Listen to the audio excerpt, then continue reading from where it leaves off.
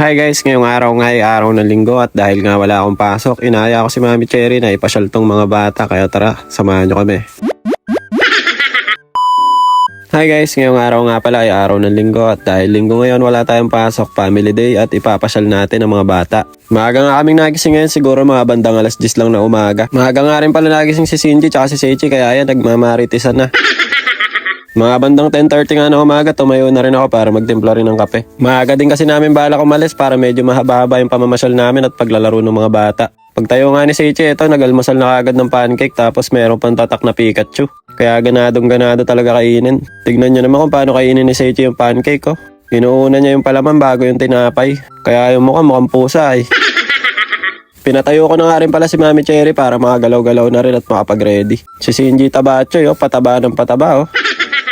Nagprito na nga muna din ako dito ng itlog na pula. Itlog na pula tuloy, itlog na buo pula para ipalaman dito sa may tinapay. Gising na nga kami lahat, si Ate Saori ito natutulog pa rin.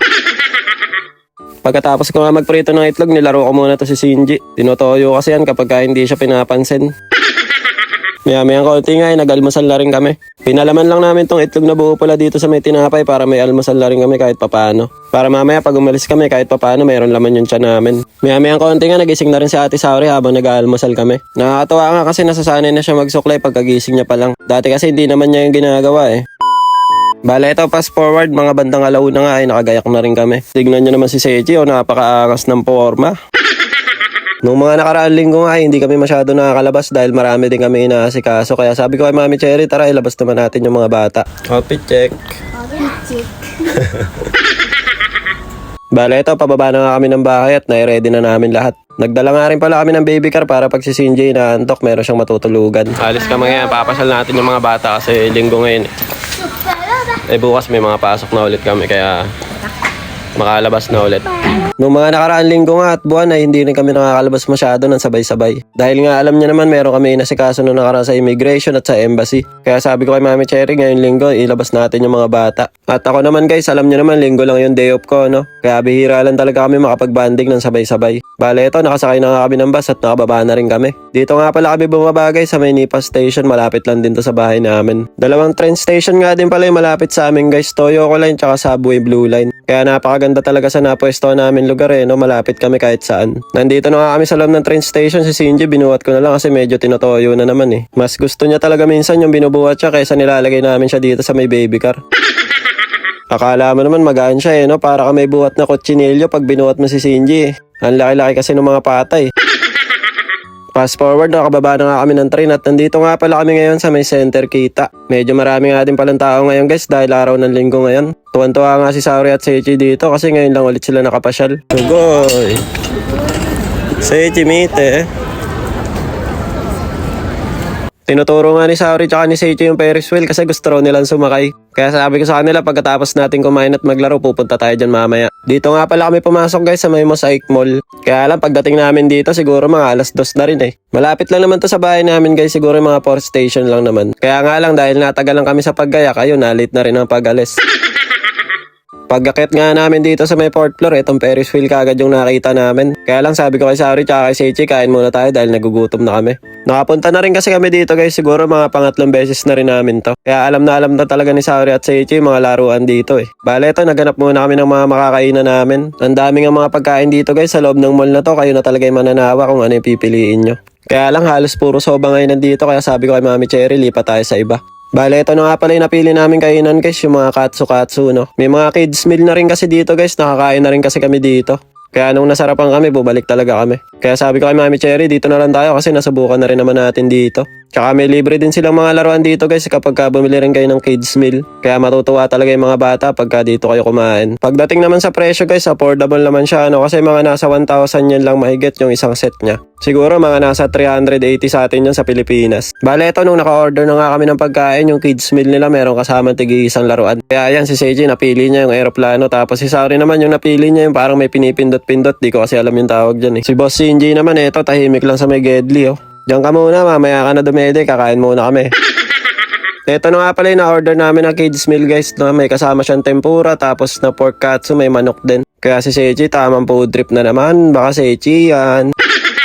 Paborito nga din pala ni Ate Saori to guys kasi si Saori mahilig yan sa may tempura, sa may shrimp. Kaya marami talaga yung nakakain pag dito kami kumakain. Ito naman yung na-order ko guys para sa akin yung pork katsu. Tapos may kasama na siyang soup, tapos may kanin, tapos mayroong sauce. Pwede nga rin pala kayong humingi ulit ng kanin dito guys kapag naubos nyo na ano. Hindi ko nga lang alam kung ilang beses, isang beses lang kasi ako humihingi ng kanin dito eh. Tapos nilagyan ko na rin ng dressing itong mga gulay-gulay nila para mas masarap kapag kakain. Tara, tikman na natin to guys. Itadakimasu. Ang sarap nga ng katsu nila dito guys, kaya palagi din namin to binabalik-balikan no. Isa din kasi to sa paborito ko guys na pagkain ng mga Japanese. Syempre napaka-basic lang naman ng katsu guys, 'di ba? Baboy lang naman yung palaman niyan. Minsan naman baka, kaya alam naman natin kainin niya. Si Mami Cherry naman ang in-order niya yung parang fried chicken na mayroong kasamang tartar sauce. Tapos meron din kasamang mga gulay-gulay sa ibabaw. Kaya mayroong vegetable on top. Pagkatapos naman namin kumain, eto nagpunta na kami dito sa may laruan. Si Ichi, tingnan nyo naman, parang nawawala. Tapos eto, sumakay na nga kagad si Seichi tsaka si Saori dito sa may parang paru-paro. Si Shinji naman eto, tamang nood lang kasi hindi naman siya pwedeng sumakay pa. Kaya ayan, tuwan-tuwa na naman si Saori tsaka si Seichi kasi nakagala na naman sila. Maglalaro nga sana ako dito, kukunin ko lang si Luffy. Kaya lang guys, si Seichi takbo ng takbo kaya hinahabol ko rin eh. Sunod nga nilang nilaro, etong parang dinosaur na binabaril-baril. Tapos may lumalabas na mga bola, binabaril-baril yung mga kalaban. Tapos kami naman nila Mami Cherry, eto tamang nood lang kila Saori tsaka kay Seichi. Si Shinji tamang tingin din, kala mo talaga nakikita niya na eh. Pero mukha namang nakakita na si Shinji guys kasi tumatawa na yan kapag nilalaro namin eh. Pagkatapos nga nila sa may game center, pumila naman kami dito sa may indoor na laruan. Pagpasok pa nga lang ni Saori tsaka Seichi dito, nag-swimming na kagad. Tingnan nyo naman si Seichi guys Hindi naman halata na excited. Ang galing nga din ng balon guys no? May butas siya na may lumalabas na hangin. Tapos kapag nilagay niya yung bola, lumulutang. Kaya si Saori nung naglagay siya ng bola na kulay puti, tinabihan niya talaga Kami naman ni Shinji dito, tamang nood lang sa ate tsaka sa kuya niya. Ihihiga ko nga sana si Shinji dito sa may mga bola kaso baka biglang mawala eh. Medyo marami din kasi mga bola guys pag inapakan nyo, lumulubog talaga yung mga paa nyo. Natawa nga ako dito guys sa may pinasakyan ko kay Seichi. Takot na takot kasi. Gambate, Seichi ko! Seichi, gambate! Takot na takot. Gambate, Seichi! May mga release nga din pala ng train dito guys, kaya tuwan-tuwa rin si Seichi kasi mahilig yan sa mga train eh. Buti pa nga si Ate Saori, hindi siya natatakot dito sa may umiikot na to eh. Seichi parang bading, ayaw mahulog eh. Medyo marami nga din pala yung mga laruan dito guys, kaya sulit na sulit talaga yung bayad. Kala ko nga nadagdagan na ng isa yung anak ko si Mami Cherry pala yung isang tumatalo na yon. Medyo napahaba nga rin pala yung oras namin dito guys kasi isang oras lang yung pina-schedule namin. Kaya lang si Seichi nung inaaya na namin umuwi guys, ayaw umuwi. Kaya sabi ko kay Mami Cherry, sige mag-extend pa tayo ng 30 minutes kaya inabot kami dito ng 1.5 oras. Pero syempre hindi magpapahuli si Shinji guys, tignan nyo naman kasyang-kasya sa may Thomas. Kaya lang hindi mapasok yung hita sa sobrang laki eh. Pwede si Shinji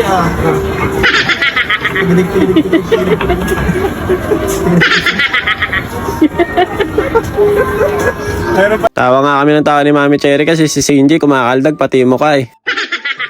At ayun, pagkatapos kumaba yun, nakakatulog na.